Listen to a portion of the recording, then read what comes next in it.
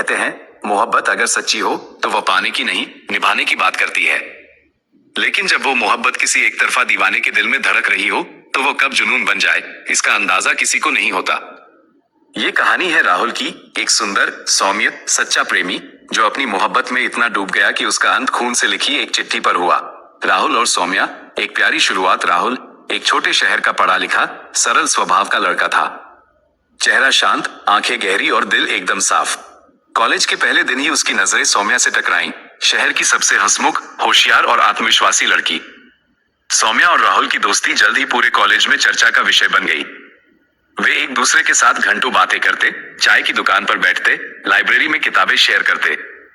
लेकिन राहुल की आंखों में कुछ और भी था, इश्क, जो उसकी हर बात में, हर हरकत में दिखने लगा। एक दिन राहुल ने फैसला किया कि अब बात कह ही देनी चाहिए। कॉलेज के पास वाला उनका पसंदीदा गुलमोहर का पेड़ गवाह बना। राहुल ने कांपते हाथों से सौम्या की ओर देखा और कहा, सौम्या, मैं तुमसे बेपनाह मोहब्बत करता हूं। मैं तुम्हें हमेशा खुश देखना चाहता हूं, चाहे तुम मेरी बनो या नहीं। सौम्या चुप रही, उसकी आंखों में थोड़ी नमी थी। राहुल, तुम बहुत अच्छे हो, पर मेरे मम्मी पापा मेरे लिए कुछ और सोचते हैं, और मैं उनकी मर्जी के खिलाफ नहीं जा सकती। माफ करना। राहुल हंस पड़ा, बहुत धीरे से, पर उसकी हंसी में गम की कशिश थी। समय बीतता गया। सौम्या की शादी तय हो गई, एक बड़े शहर के रईस लड़के से, जो दिखने में हैंडसम था और जिसके पास गाड़ियों की लाइन थी। राहुल को भी शादी का कार्ड भेजा गया, गुलाबी रंग का कार्ड।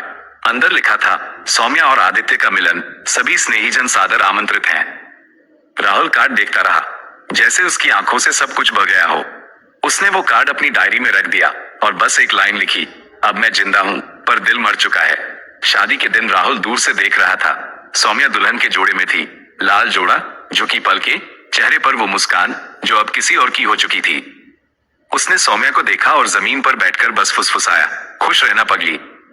तू नहीं मिली, पर दुआएं अब भी तेरे साथ हैं। 3 हफ्ते बीत गए। एक दिन सौम्या के नए घर पर एक पार्सल आया। बहुत सुंदर पैकिंग थी, कांच का पारदर्शी बॉक्स जिस पर लाल रिबन बंधा था, साथ में एक सफेद चिट्ठी।